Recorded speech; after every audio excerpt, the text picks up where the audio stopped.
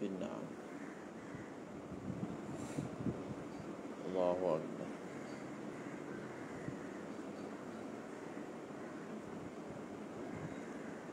Wahiyat cuma dan zakat dan hewan zakat adalah unta, lembu dan kambing. Tidak kuda dan Mudah aja. Dalam mazhab Syafi'i, harta yang perlu dizakatkan munhasirah ataupun madbutah. Mudah kita nak hafal. Kalau binatang apa dia? Kalau buah-buahan apa dia? Kalau barang galian apa dia? Tanaman apa dia? Jadi apa yang perlu dizakatkan, mudah aja untuk hafal. Kalau binatang 3 jenis saja, tak ada yang lain. Faham? Tak ada yang lain. Dan dalam mazhab al-Imam Syafi'i, konsep pengistidlalan dan istimbat kita tentang zakat ni, asalnya harta tidak ada zakat. Faham? Asalnya suatu harta itu tidak dihukum wajib dikeluarkan zakat, sebab menggunakan kaedah al-aslu bara'atu zimmah, asalnya seorang itu tidak ada tanggungjawab. Maknanya kita tak boleh hukum wajib harta dia dikeluarkan, melainkan kalau di sana ada dalil yang jelas bahawasanya harta itu ada zakat. Faham? Sebab itu bila dibincangkan fiqh muqaran dalam bab zakat, maka kalau kita tengok mazhab Syafi'i paling sedikit jenis harta yang wajib yang wajib dizakatkan. Okey? Berdasarkan apa tadi? Kaedah tadi, usul tadi. Faham? Wa hiya al-ibilu wal baqaru wal ghanamu. dan tidak ada zakat pada kuda dan lembu. Jadi musannif memberi isyarat dengan perkataannya lil khailu war raqiqu kepada khilaf dalam mazhab lain. Contohnya dalam mazhab Hanafi, kuda itu wajib dizakatkan. Faham? Di mazhab Hanafi, kuda binatang yang tak boleh dimakan tetapi wajib dizakatkan. Mazhab Syafi'i, kuda binatang yang boleh dimakan tetapi tidak wajib zakat. Lil khailu war raqiq. Wal mutawallidu, Dan yang lahir daripada kambing dan juga susu. Yang lahir daripada kambing dan cicak. Sandaran kita hadis Rasulullah sallallahu alaihi wasallam, laisa 'alal muslim fi 'abdihi wala farasihi sadaqatun, rawahu syaikhan. Itu dalil bagi bahawasanya hamba tak wajib dizakatkan dan kuda tak wajib dizakatkan. Kemudian dalil bahawasanya al-mutawallid min ghanam wa dhiba tidak wajib dizakatkan, kaedah. Faham? Al-aslu adamul wujub fil mutawallidil madhkur. Kita dah bincangkan dulu berkaitan dengan apa? Tentang fara', tentang anak. Bila sesuatu binatang itu terhasil daripada binatang yang wajib dibayar zakat dengan binatang yang tak wajib dibayar zakat, maka hukumnya tak wajib dibayar zakat. Sebab apa? Dalam bab zakat ni hukumnya mengambil kira ihtiyat. Oleh kerana salah seekor daripada ibu ataupun ayah dia itu adalah yang tak wajib zakat, maka kita tarjihkan belah tak wajib zakat. Faham? Jadi dari sini pun kita dah boleh faham apa yang saya sebutkan tadi, usul dalam istinbat dalam mazhab Syafi'i dalam bab zakat. Bila berkumpul antara yang wajib zakat dengan tak wajib zakat, hukumnya tak wajib zakat. Faham? Kerana asalnya tidak wajib zakat. Dia guna kaedah apa? Al-aslu adamul wujub. Yang ni hafal je. Teruskan. Wala syai'a fi ibni hatta ta'budu wa khamsan. Dan tidak ada zakat. Baca je. Wa fiha syatun. Wa fi ashrin syatan. Wa khamsa asyrata talatun. وعشرين أربعون. Jadi mudah je nak hafal zakat unta ni. 5 sampai 20 dengan gandaan 5. Setiap gandaan 5 seekor kambing ditambah. Faham? Bermula daripada 5 dan seterusnya setiap gandaan 5 ditambah satu kambing sehinggalah 20. Maksudnya 5, 10, 15, 20 4 ekor kambing. Bermula bilangan 25 berubah daripada kambing yang dikeluarkan bagi pihak unta kepada unta. Bermula daripada 25. وخمس وعشرين بنت مخاض. Dan nama-nama unta yang wajib dizakatkan, kita ada bintu makhab, kita ada bintu labun, kita ada hiqqa jaza'ah. Kalau jantannya ibnu labun, ibnu makhab, hiqqun, jaz'un. وست وثلاثين بنت لبون. Ini ta'abbudi. Oleh kerana bilangan di ta'abbudi kita hafal. 25, 36 وست وأربعين حقة. 46, وإحدى وستين جنة. 61. وست وسبعين. Jadi 25, 36, 46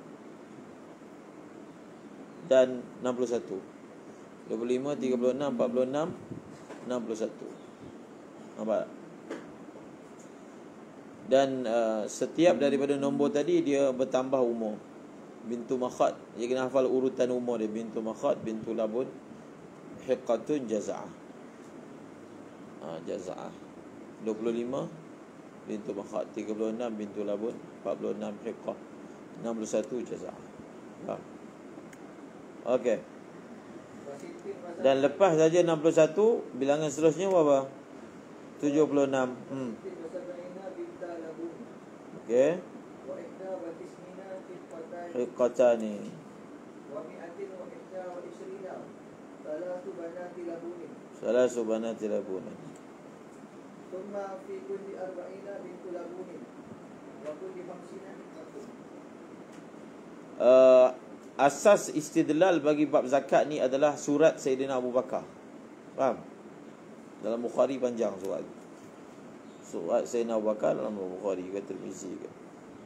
Yang mana dalam surat tersebut beliau khalifah kan, menghantar perihal apakah bentuk-bentuk zakat yang telah difardukan oleh Rasulullah. Maka surat Sayyidina Abu Bakar hantar kepada gubernur dia, nyatakan berapa yang sepatutnya kamu ambil daripada manusia. Maka itu menjadi sandaran. 61, 76, 91,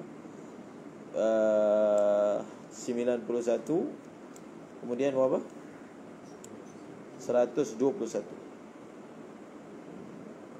121. Jadi 76 binta labunin, 91 hiqqatan. Kemudian dia punya kaedah dia, lepas saja bilangan 121, setiap 40 bintu labun, setiap 50 hiqqah. Faham? Setiap 50 hiqqah. Kalau kita tengok kan 76, ini belum lagi guna kaedah setiap 40. Sebab 76 2 bintu labun. Dalam 76 tak ada 240. Faham? Belum guna lagi kaedah tu. Dalam tengok contoh 91, dia tak ada 250 tapi 2 hiqqah. 121, dia tidak ada 340 kan. Tapi wajibnya 3 bintu labun. So belum guna lagi. Maknanya sampai bilangan 121 kena hafal. Dia tak boleh guna kaedah setiap 40, setiap 50 kan. Tapi lepas itu, contohnya 200, 300, 400, itu kita guna kaedah setiap 40 ataupun setiap 50. Faham? Dia kena hafal.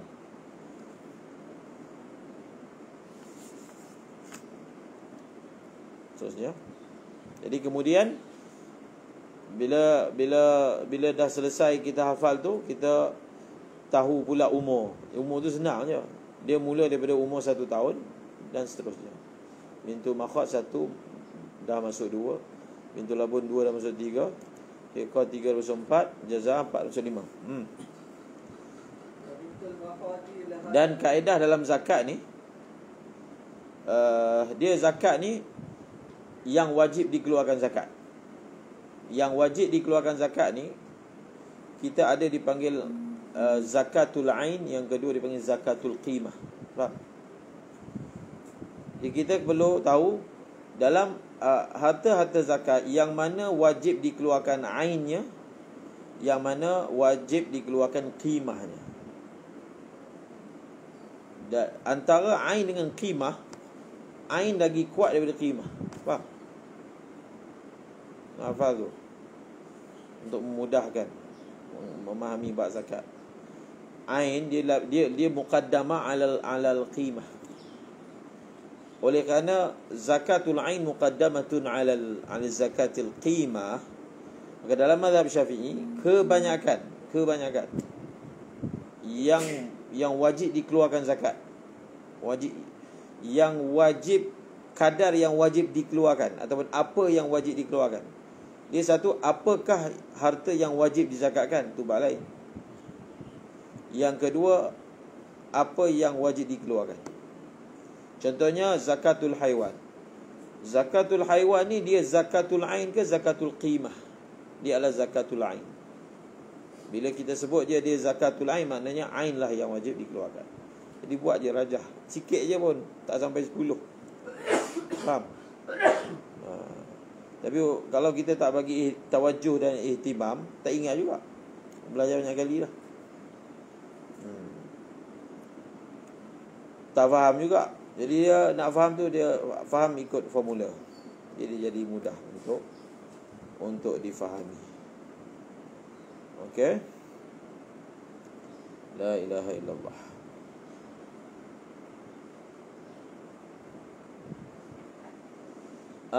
Yang pertama, iaitu dalam mazhab Syafi'i, yang wajib dikeluarkan zakat, kadar apa yang wajib dikeluarkan, kebanyakannya ain. Qimah boleh dibilang, ain pun boleh dibilang juga, maksudnya sedikit lah. Sebab itu dalam tahrir dia ada satu bab, harta-harta yang wajib dibayar qimah. Kenapa dia buat bab asing? Sebab benda tu dia adalah dikira beza daripada biasa, qimah. Tapi dalam mazhab Hanafi, boleh kata semua zakat dia boleh dikeluarkan qimah. Faham? Contohnya kan, 5 ekor unta, 1 ekor kambing. Kalau orang bayar qimah, maksudnya dia keluarkan duit harga kambing. Contohnya kambing yang wajib dikeluarkan, dia punya usia dia, kalau biri-biri setahun. Okey, biri-biri dekat pasaran yang biasa punya berapa ringgit? Harga setahun punya RM800. Dia ambil duit RM800, dia bagi pada fakir miskin. Mazhab Syafi'i tak boleh, tak sah. Faham? Dia perlu kambing juga yang diberikan kepada fakir miskin. Itu maksudnya bila zakat tu adalah zakatul ain, kita bayar qimah. Kalau berdasarkan mazhab Syafi'i tak sah. Faham? Kalau ditanya dalam mazhab Syafi'i, dia zakat fitrah tapi bayar duit, sah tak? Tak sah. Mazhab Syafi'i lah. So yang kita amalkan itu, dia fatwa yang dibuat peringkat nasional, seluruh negara, berdasarkan taklid mazhab Maliki. Faham? Kalau ditanya semata-mata mazhab Syafi'i, tak sah zakat fitrah menggunakan duit. Sekarang ni kita belajar mazhab Syafi'i. Masalah dalam amalan dia, amal mazhab lain itu bab lain. Tapi apa dia mazhab Syafi'i perlu tahu dulu. Sama juga zakat binatang. Segi PPZ-nya, boleh kata seluruh negeri, dia akan ajar untuk bayar zakat binatang ni adalah duit. Faham? Duit. So kita ambil maklum bahawasanya apa yang diamalkan itu bukan berdasarkan mazhab Syafi'i. Mazhab Syafi'i, dalam misalnya dalam fiqh manhaji tulis, kalau wajibnya kambing kita pergi bayar duit, tak sah. Faham? Terusnya,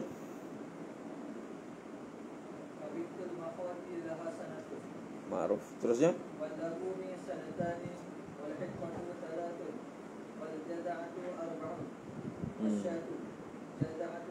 Bis bintu makhad bintu labun hiqa jazaa. Dan semua ni ada dia punya wajah tasmiyah ni, boleh tengok dalam syarah. Kamu dah belajar dalam Iqna. Kenapa dipanggil bintu Makhad? Fa'aja'ahal Makhad, dalam Quran kata. Fa'aja'ahal Makhadu ila jid'in nakhlah. Surah Maryam kan. Makhad ni adalah sakit nak beranak.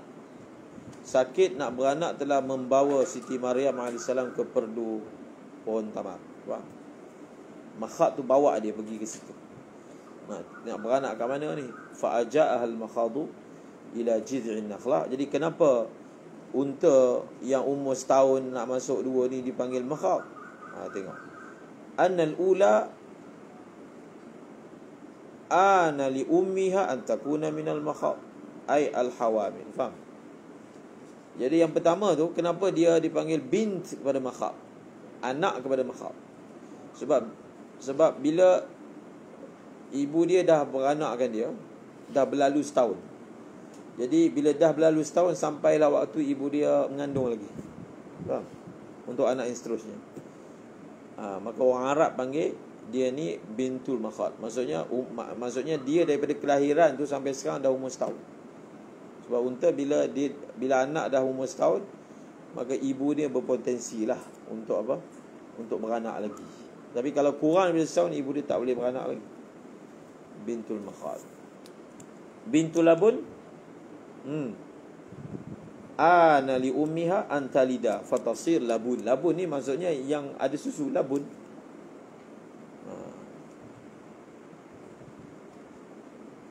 Kalau bahasa Perak, labun. Apa dia panggil? Siapa orang Perak ni? Berlabun. Tak tahu. Labun ni maksud ada susu, labun. Jadi maksudnya bila unta dah umur 2 tahun, ana li ummiha antalida. Dia kan beranak bila anak dia umur mengandung bunting bila umur setahun. Bila anak dia dekat umur 2 tahun, sampailah waktu dia beranak pula. Faham? Bila dia beranak, maka barulah dia jadi labun, ada susu. Kemudian hiqqah istahaqqat an yatruqal fahl. Bila anak dia dah umur 3 tahun, maka fahal. Bukan ni lain pula. Hiqqah ni bukan anak. Maksud bintu labun, bintu makhad, dia dinamakan sepenuh ibu dia. Faham? Hiqqah dia bukan dinamakan sepenuh ibu dia, sepenuh dia. Dia tu sendiri. Maksudnya bila unta dah umur 3 tahun, dia dah boleh apa? Maknanya dia dah boleh didatangi oleh baka jantan. Maksudnya mengawan oleh baka jantan. Istahaqqat an yatruqahal fahlu. 3 tahun. Jaza'ah, bila dia dah umur 4 tahun, maka apa? Kenapa dia panggil jaza'ah? Jaza'ah kan makna potong. Wa anna rabi'at tujza' muqaddamu asnaniha. Tajza' muqaddam asnaniha, iaitu dia punya gigi yang depan tu jatuh. Maka dipanggil jaza'ah. Itu wajah tasmiyah. Okey, seterusnya. Sekarang ni kita dah belajar 5, 10, 15, 20 kambing. Jadi kambing yang nak dikenakan zakat tu, kambing berapa umur? Faham? Satu lagi, dalam bab zakat ni, asasnya ataupun asalnya yang wajib dikeluarkan adalah betina, bukan jantan. Itu asal. Betina adalah asal, jantan itu ikut keadaan. Jadi asalnya macam contoh ni, semua yang disebut semua betina tu. Semua betina. Jaza'ah apa semua tu betina. So kalau dia kena bintu makhad, dia pergi keluar ibnu makhad, tak sah. Kecuali dalam surah tak ada ma'dumah, yang dia kena bayar jabran kan, ganti. Okey. 5, 10, 15, 20 seekor. Kambingnya umur apa? Wasyatu. Kalau dia biri-biri, dha'an ni biri-biri, umur dia berapa? Setahun. Memadai. Waqilah ma'ruf. Tapi kalau kambing ma'az biasa punya, kambing biasa 2 tahun. Satu lagi dalam bab zakat ni, bukan zakat je lah, dalam bab korban sama, dalam bab akikah sama. Konsepnya kambing biri-biri lebih berbanding kambing bukan biri-biri. Bila dia lebih tu maksudnya walaupun umur dia tak banyak, dah memadai. Sebab kualiti itu menambah dia punya kebolehan. Contoh kan, kambing biasa dia kena umur 2 tahun. Tapi kambing biri setahun dah cukup. Jadi dalam bab lain pun sama. Dalam bab korban sama. Kambing biri-biri setahun cukup. Akikah kambing biri setahun cukup. Dalam bab dam apa semua cukup. Biri-biri dikira lebih berkualiti berbanding bukan biri-biri. Okey, waqila sana. Boleh. Ada qil kata jazaah dha'an boleh 6 bulan dan saniyatu ma'az boleh setahun. Boleh setahun.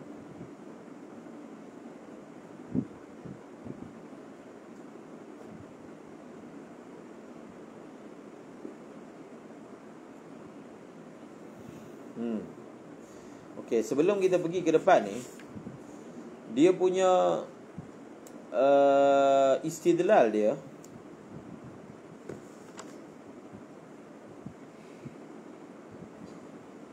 tak tulislah lafaz hadis tu.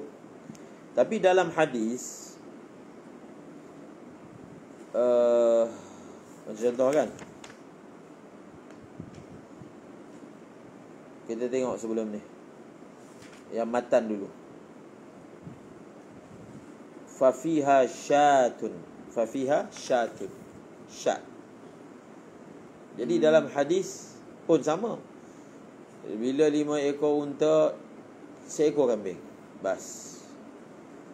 Bila disebut perkataan seekor kambing, maka tidak dinyatakan adakah kambing tu umur dia berapa, kalau biri-biri berapa. Tak ada. Faham? Dia tak ada dalam hadis lafaznya syad jaza'atu dha'anin ke, ataupun saniyatu ma'zin ke. Jadi bagaimana pengistidlalan berlaku dalam mazhab Syafi'i? Pengistidlalan berlaku tu menggunakan kaedah hamlul mutlaq 'ala al-muqayyad. Faham?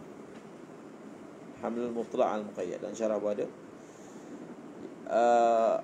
Yang meletakkan kaid ni bahawasanya mesti umur setahun, umur 2 tahun ni, sebenarnya ada dalam hadis bab korban. Maka kait dalam bab korban tu kita ambil, kita bubuh dalam bab zakat. Faham? Seperti mana istidlal dalam mazhab Syafi'i, famsahu bi ru'usikum fatayammamu sa'idan tayyiban wamsahu bi wujuhikum wa aydikum. Di dalam ayat Al-Quran ni tak sebut tangan itu perlu disapu sampai mana. Tak sebut. Antara cara istidlal mazhab Syafi'i, hamlul mutlaq 'ala al-muqayyad. Kita telah ambil kait dalam bab wudu ila al-marafiq tu. Kait itu dibubuh dalam bab tayammum. Jadi kenapa itu kan wudu ni, tayammum apa dia punya wajah dia. Jadi punya wajah dia dipanggil apa? Sabab dia sama. Ataupun dia punya konsep dia sama. Jadi apa persamaan korban dengan zakat? Korban lain, zakat lain. Korban sunnah, zakat wajib. Macam mana kait dalam hadis korban diambil gunakan dalam bab zakat ke? Dia ambil persamaan dia adalah dari segi apa? Binatang yang binatang dalam bab korban ni adalah binatang ibadah. Binatang dalam bab zakat pun binatang ibadah. Dia sama kat situ. Sebab itu dalam mazhab Syafi'i misalnya, binatang korban tak boleh diberikan kepada orang kafir.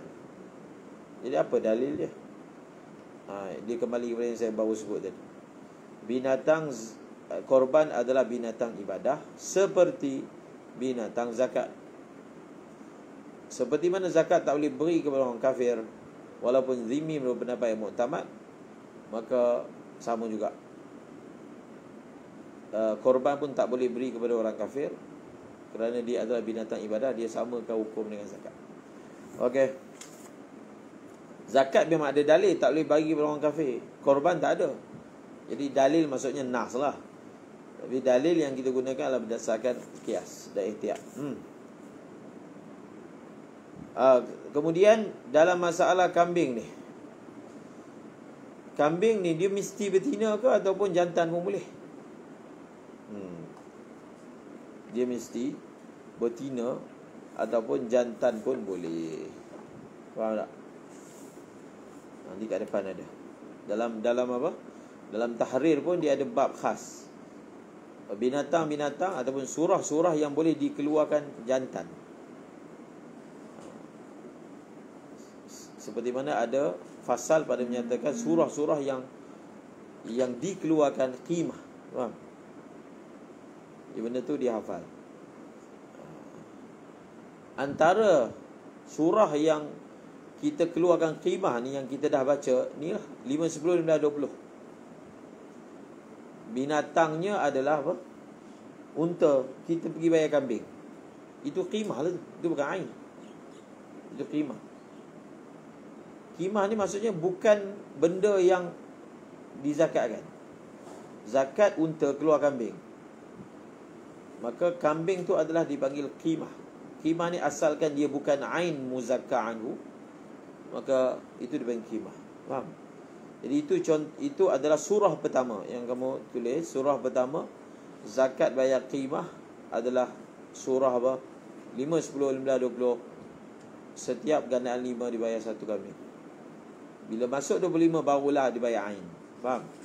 25 ekor unta, seekor bintu makhad. Selesai. Wal asahu annahu mukhayyarun bainahuma. Okey. Sekarang ni dibincangkan biri-biri atau kambing biasa, kambing jawi, kambing kacang. Adakah benda tu pilihan ataupun mesti?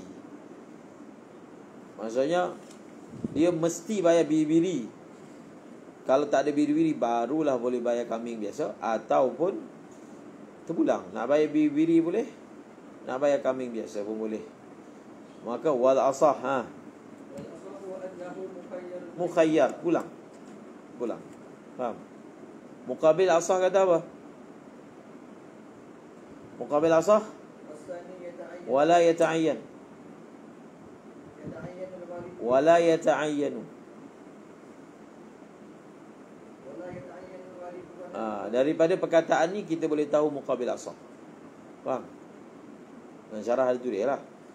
Jadi tidak semestinya kita keluarkan kambing tempatan. Faham? Jadi di dalam matan tu dah diisyarat kepada muqabil asah. Muqabil asah yata'ayyan. Maksudnya muqabil asah kata kita tengok dulu kat tempat tu ghalibnya apa, kambing yang biasa banyak apa, kambing biri-biri, biri-biri yang kena dikeluarkan. Tak boleh keluar kambing biasa. Kambing biasa maka biri-biri tak boleh. Itu muqabil asah. Dia tengok ghalib.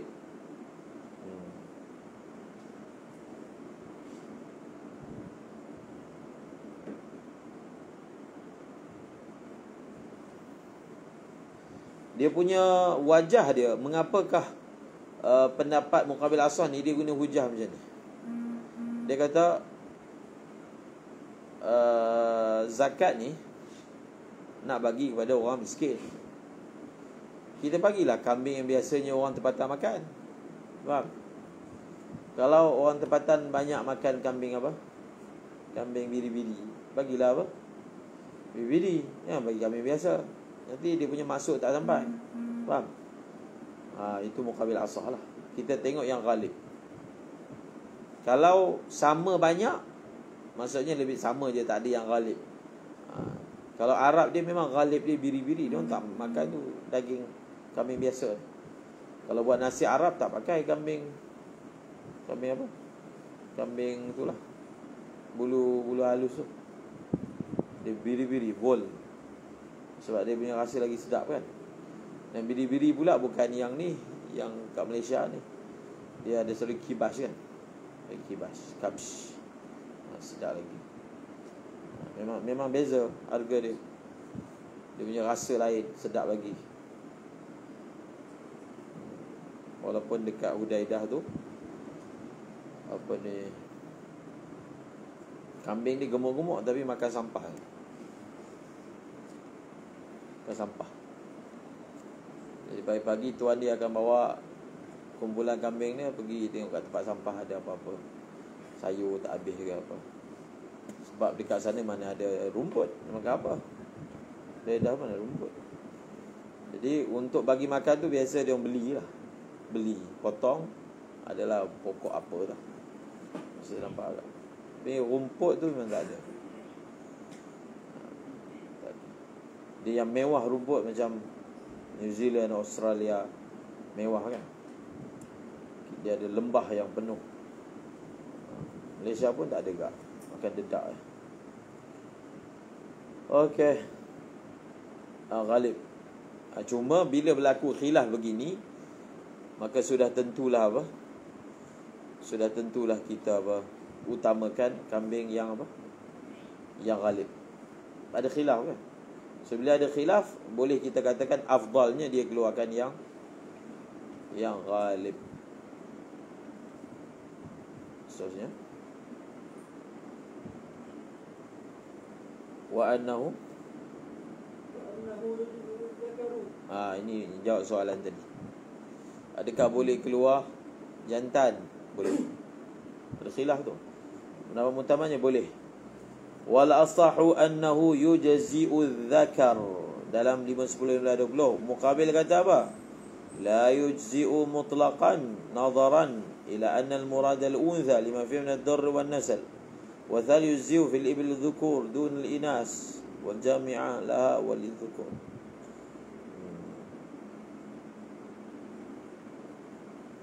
Faham? Kenapa betina tu dia lagi mahal? Jelaslah betina. Satu, dia ada susu. Yang kedua, dia boleh beranak. Faham? Jadi betina lah mahal daripada jantan. Tapi dalam bab ni jantan pun boleh. Jadi ini surah pertama yang mana boleh keluar jantan. Kita baru sebut satu-satu. Qimah satu surah, jantan satu surah. Boleh keluar jantan, tak ada masalah. Dia sama je korban lah. Korban mana ada kisah nak haji betina ke jantan ke, dua-dua boleh. Faham? Sama juga ni, jantan pun boleh, betina pun boleh. Dia punya wajah istidlal dia, cuba tengok sikit. Li sidqi syati ala dzakar. Sebab dalam bahasa Arab, bila dalam hadis sebut wa fi kulli khamsin syatun, setiap 5 ekor unta syat. Jadi syat ni dalam bahasa Arab diitlakkan kepada jantan dan betina, walaupun syatun kan, tapi ta tu bukan maksudnya betina. Kita guna kaedah apa? Itlaqul hadis. Jadi hadis tu dia itlakkan syat, maka dalam bahasa Arab syat ni jantan pun boleh, betina pun boleh. Maka begitulah dia punya istidlal dia. Kemudian muqabil asah, dia tengok pada apa? Kebiasaannya, ataupun yang murad daripada zakat ni adalah betina. Bab-bab lain lah. Kalau kita tengok ke atas semua betina, jadi bila atas pun betina, bawah pun betina jugalah. Dia tengok dari segi konsep biasanya dalam zakat ni yang kena keluar tu betina. Tapi tak, kita pakai tengok zahir daripada itlaknya hadis, tak mengkhususkan betina, maka jantan pun boleh. Wa kadza ba'iruz zakah wallahu a'lam.